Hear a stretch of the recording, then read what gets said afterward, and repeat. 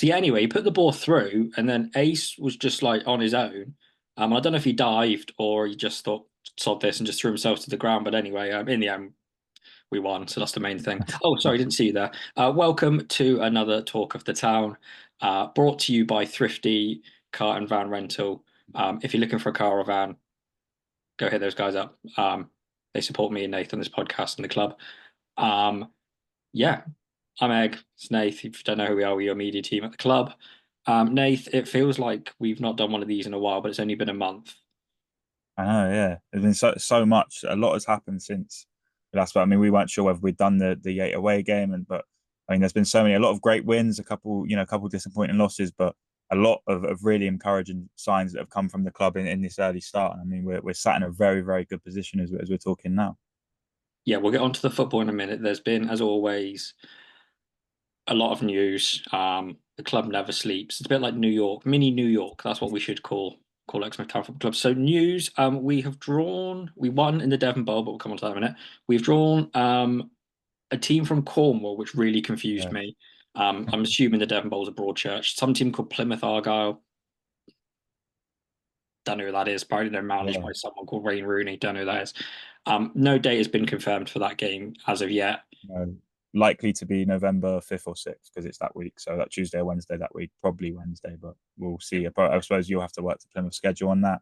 See, this was something that was manifested by the Sun and the Plymouth. I can't remember what the Plymouth one's called, the Plymouth Herald in pre-season, and Yeah. now we've got it. So there's a chance, we might see Wayne Rooney at the complete infrastructure. We'll have to see. I doubt it, but you never know. Shout out to the Plymouth Herald, got a really good basketball correspondent. But yeah, we are playing Argyle in the Devon Bowl. Do come support the lads. Assuming it's probably going to be Argyle's youth team, similar to the teams we've played from City in the past. But once we've got a date confirmed with Argyle, we'll put all that on socials and all the other information. Information come up today about carers prices for coming for games. It's Yes. £15. Is that correct? I've Yeah, read the £15. information, but I've not kind of processed it in my mind. Yeah, £15 for two. So if you have a carer or you are a carer to someone and you want to bring them to the game, and so yeah, £15 you can get that just at the turnstile like any other ticket, and yeah, so that will be for the going forward at least for this season, and yeah, so obviously if you're in that situation where you are or you have a carer, feel free to use it and bring them down to the game, and yeah, come enjoy it like everyone else. When we see Premier League clubs kind of taking the mick, kind of charging wheelchair users and people with carers full price for both tickets, is refreshing to kind of see our club going a different direction. And we're not alone in that as well. There's a lot of non-league clubs do the same, and there are a lot of football league clubs as well. But fair play to the club for doing that. Thank you for doing that for our community and everybody involved. There is also an Xmas party coming up. I don't know the details. All I'm assuming is it's probably happening at some point in December. Yes. Oh, I'm good. Yeah. I'll just read it off my phone because that's where I got it. It's set to be on the 6th of December, obviously at the club. It's 6:30 start. The doors open. You'll be seated by 7. Food at 7:25. 2 courses, and then from about 8:30 onwards, there's going to be 2 comedy acts: Tank Sherman and Wayne the Weird. Obviously, I assume people are familiar with their work, and then the gold members do get it free. It's £20 if you are not a gold member, but it's a little great thing, and people can come down and enjoy a nice Christmas event on the Friday. It's not like you get sometimes the events a bit too late. This is nice and early on the 6th of December. So, get down. If you're not a gold member, you can purchase your ticket over the bar or contact the email, which is info@exmouth-townfc.co.uk. And yeah, come join us for it. It would be good fun. We're home also the day after to Bemerton Heath, so just stay out and just rock up to the game the next day. Um, I think that's all the events and all the news. I don't think there's anything else that's crossed our path. There obviously is travel news. We'll cover that when we get to the future fixtures. Yeah. Um, the youth teams have started playing games. They post a lot of their fixtures. We did share on the Facebook. There's different Facebook accounts for the club. in quotation marks, and the youth team. Youth Yeah. teams obviously it's a bit of a different environment, I suppose. We will share those. I don't have any results from those games. I've not checked, but congratulations to all of those guys for all your hard work over the summer and going into this season. Development team also played a game when we were playing Tavi. Unfortunately, they lost. Nick James was sending us updates, and we were putting those out on the socials. We're going to put all the news and stuff from those guys as when we're giving it, because it's all one club. If we're away at any point and the development team is playing, we'll post out when they're playing and go support them. They're the future of the club. So we just wanted to thank all of the youth team guys and good luck to all of their players. Go smash it, guys. Um, there was something as well about the under 12 girls as well within the post. It is on the Facebook. Go find it. They do some great work. And it's great to see a lot of the kids as well from the youth teams turning up to the first team games on the Saturday. Um, Normally booting a ball at me when I'm trying to take pictures and stuff. Um, I can't kick the ball back because I am awful and they will laugh at me. Anyway, moving on away from my footballing ability. So we've played many, many games that we didn't remember. Little peek Yes. behind the curtain. We did sit here and then trying to work out what games we've played since we did a podcast last. Um, and neither of us could name all of them, which probably shows how much football we have played. Yeah. So from our reckoning, we've played Yate at home, Yeah. Tabby Kidlington's. twice Yeah. in That's the like first. 48 hours, Horndean, Kidlington, Falmouth, and Cribs. Yeah. I know that is it. Yeah, that is correct. And obviously, yeah, Kidlington was the first one. Was a very good victory in the trophy. Unfortunately, obviously now we're out of that. Horndean and ended up making a trip to Tavistock. I think they got knocked out this past weekend. But yeah, so out Kidlington, we did very well to recover from that because early on was a went 1-0 down very quickly. I think that's the only one I've been able to do the commentary for the home game. So I remember it relatively well. And then, we just sort of kicked into gear. And we were very clinical actually. We weren't particularly like excellent, but very clinical, which is sort of was the opposite to how we were in those previous games that we were playing really well and not winning by enough. We won 4-1 after, being super clinical. And then after that came probably the performance of the season so far against Yate. Yeah, Kidlington brought some fans down as well, and they were a really good laugh. We played them away last Last season, season. Yeah. played them home. After they scored, we that kind of gives a boot up the behind. I think that the team needed. Yate, I probably am not going to stick my neck on the line. That is potentially the best football I've ever seen an Exmouth Town team play. At times, we looked unstoppable. We looked like we were Barcelona, sometimes one touch football. And it was on a side note, it's also quite nice to see when the lads score, to see them interacting with the fans behind the goal. It's happened a couple of times last season, and it's good to see the newer lads also doing that. Ben was interacting with the guys after he scored. There's a great video that we're going to put out at some point of Cal just completely running past Ben and just jumping straight into the lads behind the goal. So that's really pleasing to see the interaction between supporters and the players. And it was also really nice on a personal level to beat Tavi twice in 1 week. Obviously, spent a lot of time at Tavi. It's also pleasing to go there and win. Um, Yeah, we got to get those Louis goals out at some point because that was, I mean, he shot enough times and that, to finally get those two incredible goals was a hell of a moment for him and obviously chance for him to play further forward after being so excellent at centre back. But he didn't stop there. Cribs as well, 2 goals from corners. He's had a hell of a start to the season as Louis, and yeah, so the Cribs game was another good one where I think Tavi both times really we were quite convincingly the better side, and I think you saw it in the away game as well as the home one against Cribs. This has probably been the first time in a while, and they weren't doing it at first, but after the red card they did at Tavi, there where teams have started actually coming and accepting a point, which is very strange for probably since I've been at the club. It's not obviously most of the time when you're down the bottom and people think, oh, we can beat these, we can turn these over. Whereas now people are actually seeing, this is actually a side that's really capable of beating teams, and so Tavi put 10 behind it, which was understandable considering they went down to 10 men, but they did. It's just what happened. And then Cribs, you could tell, set their stall up very early. We're trying to, and to be fair, like we didn't score from open play against Cribs, so nor against Tavi. So it's something still to work on in terms of when teams do that, and probably something to adjust to. But I mean, you can see the work they've put in on the corners and the set pieces so far because we've been deadly off them. At least we were in those games and against Yate as well. So we've really shown an improvement in an area because I think we both know that was an area that really frustrated Kev. In the last couple of seasons that we weren't getting enough goals off set pieces despite being quite a big team.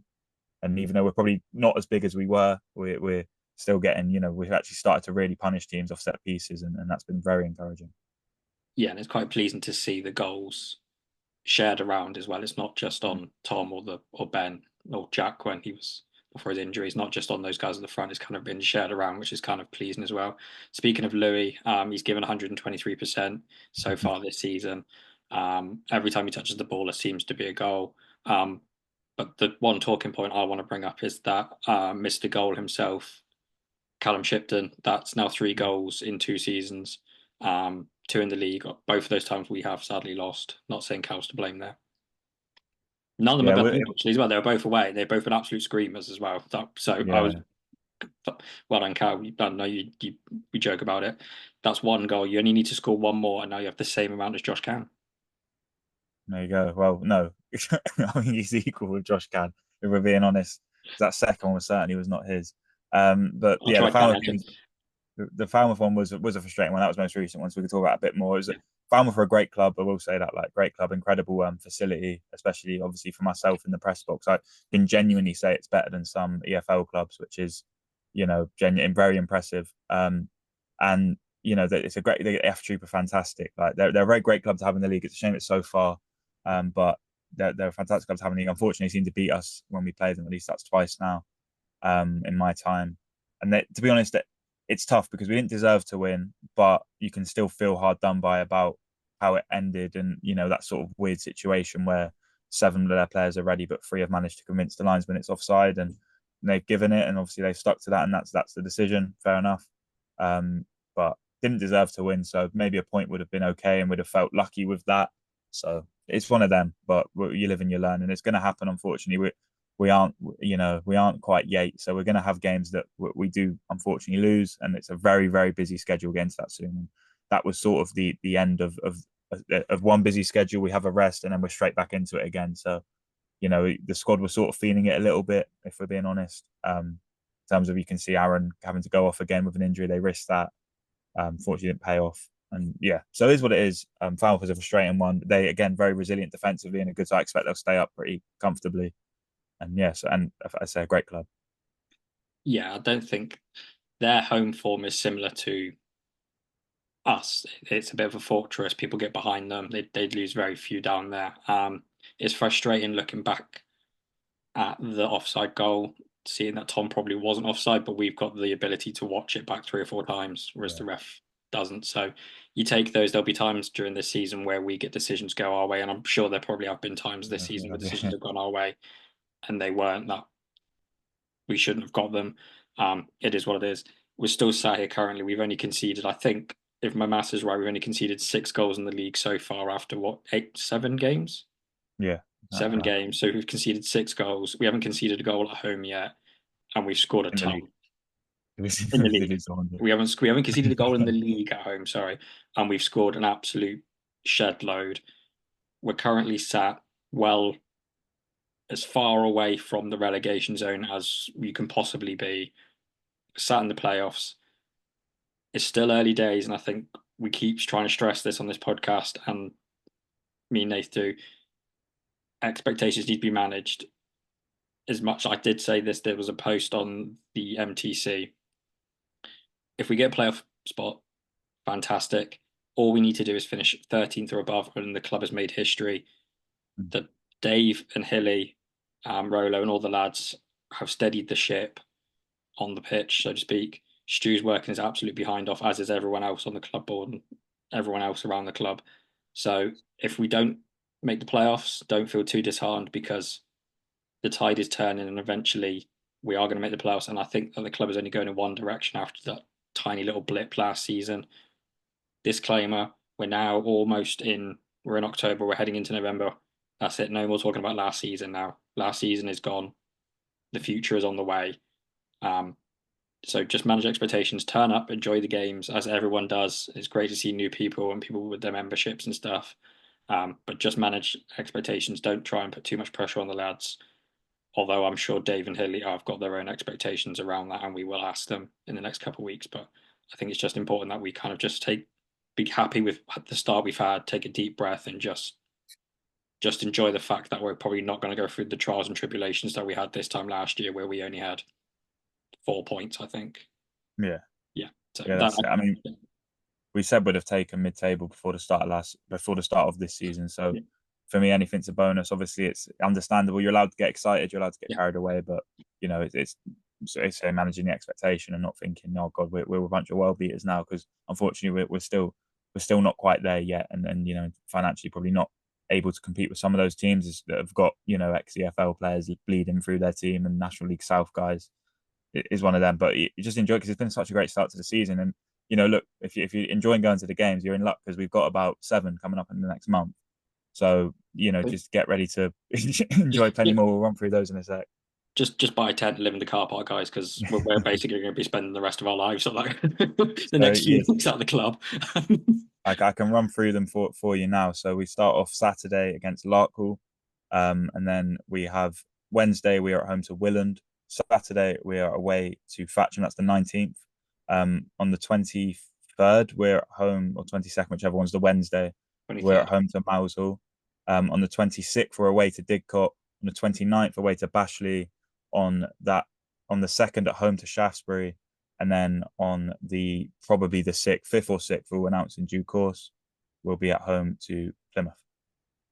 And then Saturday, the 9th of November, we are home Yes. to Malvern. That is Yes, my. and that's a long trip. So, We're home to Malvern. We are home oh, to home. Malvern. That's not a long trip, Yeah. but will be when you go away. But yeah, the home will be an interesting game. But yeah, so many games to come, and a lot to get stuck into. Couple different competitions. So any members can go free to the Devon Bowl game. And then, again, there's playing coming up, international break coming, and City aren't playing. So great opportunity if you're someone that is an Exeter City fan and you happen to be listening. Come down to the Larkhall game, see if you like it. Come watch Frankie Phillips, is very good. You'll be impressed. So, and then hopefully we can get a repeat of last year against Larkhall if we're lucky. If you are an Exeter City fan, I have put this on Twitter, and a few City fans did like it. Um, the trademark now, every time Frankie does something outstanding, which is seems to be every couple of minutes, every time he touches the ball, is well done, Frankie, or get in, Frankie, or something like that. The lad is phenomenal. They always say don't you know don't fall in love with lone players, so to speak. But Frankie is giving an absolute shift. So if you're a City fan, you're listening to this, you've not been to any of our games, come down and watch because this lad is legit. A lot of those games we played previously are very winnable. Larkhall and Willand are both winnable. We don't really know about Thatcham. We beat them at home on the open day of the season. But they absolutely battered Willand this weekend. Mousehole is going to be a difficult game, as is Didcot, and then Bashley on a Tuesday night is going to be a long old trip. So this is the point where we could start to pick up some losses. Hopefully we don't. Hopefully we go and win all of them. But just back to that managing expectations. This is where we're going to have to utilise that. Dave and Hillier probably have to utilise the squad as well, which is the luxury that they've got a relatively large squad this year. And there are players come back from injury. We have heard through the grapevine lads who have been out at the beginning of the season are coming back. So all guns blazing, buy your membership, come down, support the lads, get on the bus. Yeah. Um, Speaking of buses, we are have hopefully I'm pretty sure I just got to get it confirmed now. We'll be running something for Thatcham and Didcot. So if you're able to make that, and as you know, if you're a supporter club member or gold member, you do get a discount. I think it's £17.50 for supporter members, and gold members it's £15. So make sure to come along on the coach if you can, because I know it's quite an expensive thing to get. So that's why it's not run for every game. But those two there will be there. If you cannot get the coach for those games, Thatcham, Didcot, and Bashley, we will be running the live commentary on the ETFC live account. So if you want to come and join me, you can't make it, and you want to come and still hear what's happening in the game and listen to that, I'll be there for that. And hopefully at some, I don't know when, but we'll have that issue sorted with signal for the home game as well. But probably not in this run. I'll be honest, you're probably looking at December next or next year, depending on weather as well, because obviously that will come into building something. So you're you looking said for a while. December next year, then how much Yeah, not faith have December you next year, got? December/next year. Um, I got trust in Si. I'll build it I'm not well. editing that out, that's staying in. Yeah, no, it's fine. It's fine. It can because everyone will know I meant December/next year, That's not what you said. 2025. It is what I said. If people didn't put if you didn't put the slash in, that's on you. But we got, yeah, so plenty coming up. And if you lock into the commentaries, because I'm pretty proud of them. If you do miss them, you want to catch snippets. Egg's done a great job with the audio, adding the audio into the commentary, into the highlights. Sorry. And yeah, so if you can't catch them, you can catch little snippets on there. And yeah, so I appreciate everyone that's listened so far. And it's been a bit tricky in that last one. Unfortunately, I can't talk and type, so I've been typing and I have to go a bit silent, but it is what it is. It's part of learning, part of the learning curve for me, and really enjoying it nonetheless. So I'm grateful for everyone that's joined, and if you're in a place where you can listen and you want to hear what's happening in the game, come join ETFC live on X on Twitter, and yeah, so make sure you come along. Yeah, we have, as Nate said, we are adding those audio snippets to the highlights. It does take me a little bit longer to mash it all together because it's a little bit fiddly trying to get the footage to the audio. So trying to get the highlights out as quick as possible, but it is a little bit more time consuming now. It does make what you guys are watching better, and it does kind of line up more with what you would get higher up the pyramid. So just kind of what we want to be bringing you guys. Um, I did listen to the commentary. I wasn't at the game on Saturday. I did listen to the commentary, and I have to be completely honest. One, Nathan is incredibly professional. 50% of your media team is incredibly professional. And two, it is incredibly stressful not being able to see what's going on. Like when Tom Bath had scored, I was going nuts. And then all of a sudden, Nathan just went, "Oh no, it's offside." He didn't use those exact words, but that's what it was like. And you just it's so weird not being able Yes. to see what's going on and trying to work out what's happening. But Nate's really good. If you're also sat at a game and you can hear someone being really childish next to him, making funny noises, just passing notes to him, that's me. And it was the other two lads at Tavi as well. So shout out to the media guys at Tavi. They're also trying to put Nate off because we're children and we find it very amusing. I think that's everything. We did do an interview with Ollie. Ollie, I Yeah, that's apologize. up on I've been YouTube. spelling your name wrong occasionally on the socials. Nathan brought it up. I promise I won't do it again. Yeah. I That's promise I it. won't. I promise I won't do it on Saturday because I won't be on the Twitter. So I promise on Saturday your name will be spelled correctly. There is an interview with Ollie. Ollie talking about obviously being new at the club. Go watch it. It's fascinating. There's also a teammates one as well. We're going to do a few more of those with the lads coming up. We're going to approach some of the players and get them to kind of come on and talk about the teammates and stuff, and a few more of the longer formatted interviews with various people around the club. There's one from Stuart that's up as well. I'm not quite sure what we're doing next. We kind of go back and forth who we're Yeah. going to No, interview. It's yeah. down to those people who we ask. So there are more of those coming up as well, just for people to kind of get a peek behind the curtain of what's going on. I think that's everything. I don't think there's anything Yeah. else I can think of off the top of my head. No, that's it. I think yeah. So plenty to be excited about. There's a such a hefty schedule coming up. There will be coverage for pretty much all these games as well. So there's not one that I think both of us are missing for, if any, for at least the rest of this year. So it's, yeah, plenty going on, plenty to keep an eye out for. So yeah, keep locked in on the socials, and keep locked in ETFC live, and come down to the games and enjoy it, because it's been a really good start. We're Yeah, not losing every week, so it's been really good. we both obviously love being at the club. And we both love being around it, and it's great to come down and to see people smiling. People were really happy last season, and supporting the lads. But it's kind of nice that we're going to watch winning. Mm. I'm going to say this, not trying to sound sarcastic, attractive one-touch football that we played against Yale, and we've done it a few times so in other games as well. So it's great. Um, we'll see you at Lark Hall. If you're not at Lark Hall, we'll see you soon. Remember, if you've got any ideas or funny things or people you want us to interview at the club, players wise, do drop us a message. We'll try our best and ask them, but it's down to those guys. But yeah, I think that's everything. Oh, some of the players are also doing post match interviews now as well. Don't ask us. We're not involved with any of those things. Um, we shall see you at Larkhall. Remember 123%.